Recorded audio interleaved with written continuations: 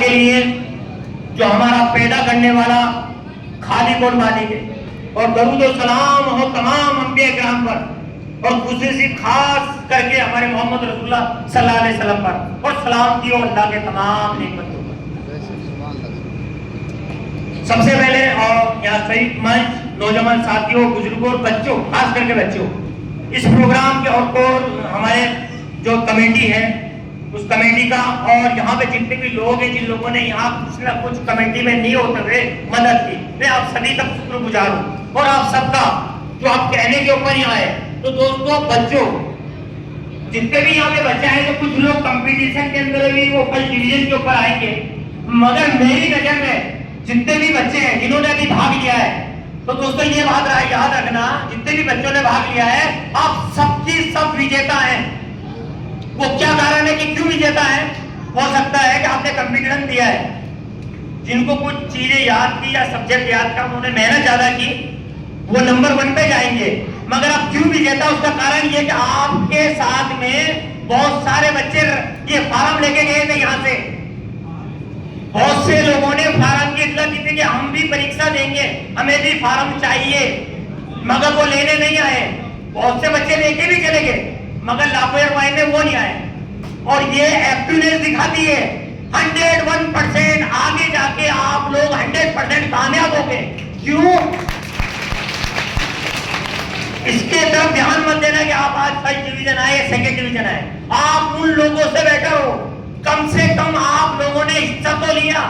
जब इतिहास लिखा जाएगा या कोई भी चीज में इसी तरीके से अगर आप कंपटीशन देते रहे, तो याद रखना विजेता वही होता है या किसी चीज में जो वो हिस्सा लेता है।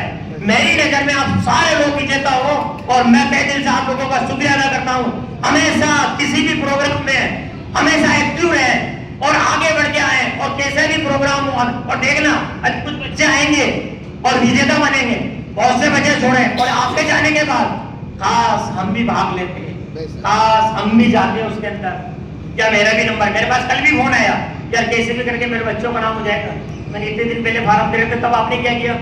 तब आपकी नीति उड़ी, अरे यार मैंने किया। तो इस तरीके से आप आएंगे। अब मैं आपको शॉर्टकट में 2 चीज और कहना चाहता हूँ कि एपीजे अब्दुल कलाम के बारे में कितने बच्चे जानते हैं? आप लोगों में से कितने लोग जानते हैं? जानते ना? भीमराव अंबेडकर जी के बारे में कितने बच्चे जानते हैं? जानते ना? हम इनके बारे में जानते हैं क्या? इनकी जीवनी के बारे में या जीवनी कितने लोगों ने पढ़ी हम में से? जब उनका इतिहास पढ़ेंगे, जब एपीजे अब्दुल कलाम साहब का, भीमराव अंबेडकर जी का, तो बच्चों आपको पता चलेगा जो सुविधा आज हमें मिल रही है, ऐसी की सुविधा, पंखों की सुविधा। अभी थोड़ी देर पहले पता चला था कि यार बच्चों को गर्मी लग रही है। क्या उस दौर में ऐसे कूलर थे? सदीक साहब ऐसी कोई ऐसी थी क्या? मतलब तो इस तरीके की सुविधा नहीं थी, मगर वो लोगों ने इतिहास बनाया है।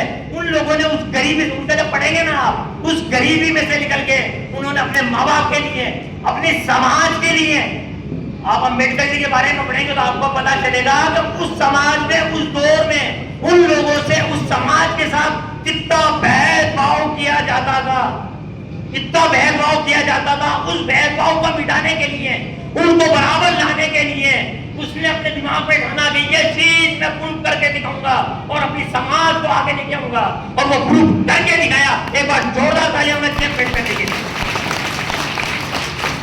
उसके बाद मैं आप पे बात करूंगा एपीजे अब्दुल कलाम साहब के बारे में। जानते हैं आपने क्या किया उन्होंने अपने समाज के लिए? अब मैं कल ही पढ़ रहा था उनके लिए, कल मैंने एक शुरू के, वो उनकी माता जी ने कहा आपको शादी करनी है, आपकी तारीख तय हो चुकी है। मालूम है क्या हुआ?